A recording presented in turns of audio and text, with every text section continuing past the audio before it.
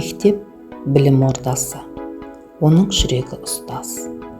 Ұстаз мектепте басты тұлға болып табылады. Себебі ешбір заманға сай технология ұстазды алмастыра алмайды.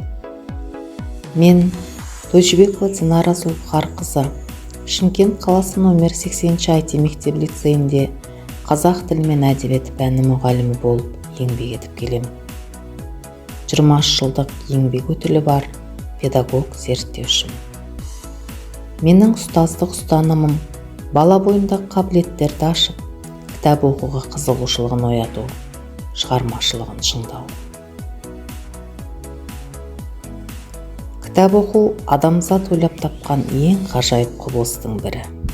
Рухани жан дүниеге демеу беріп, адамның адами қасиетін арттыратын да осы кітап. Дана Абай атамыз, танымның бар тамшысы кітапта, оған қол жеткізу үшін кітап оқудан жалықпа дейді. Соңғы жылдары ақпараттық коммуникациялық технологиялардың дамуы оқушылардың кітап оқуға деген ынтасын бәсеңдетіп отыр. Ал кітап оқудан тыйылсаң, ой ойлаудан тыйыласың дейді Ғабит Мүсірепов.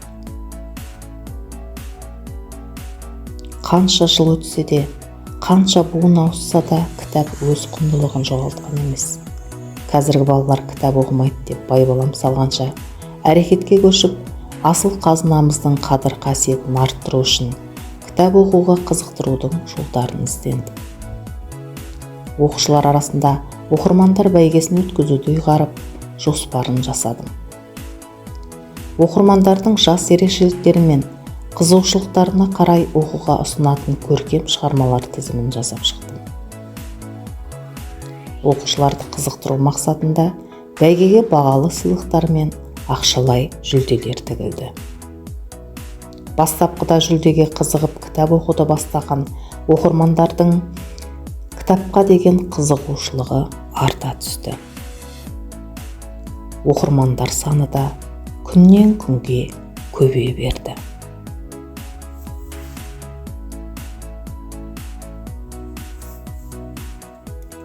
Бастапқыда оқушылар арасында өткізіліп жүрген бәйгеге мұғалімдер де қызығушылық таныта бастады. Осылай бұл бәйгені мұғалімдер арасында өткіздім. Кейін демеушілер табылып, қала көлемінде өткізуге ұсыныстар жасалды. Шымкент қаласына қарасты Қаратау ауданы мектептері арасындағы оқушылар мен мұғалімдерге де өткізіп үлгердік.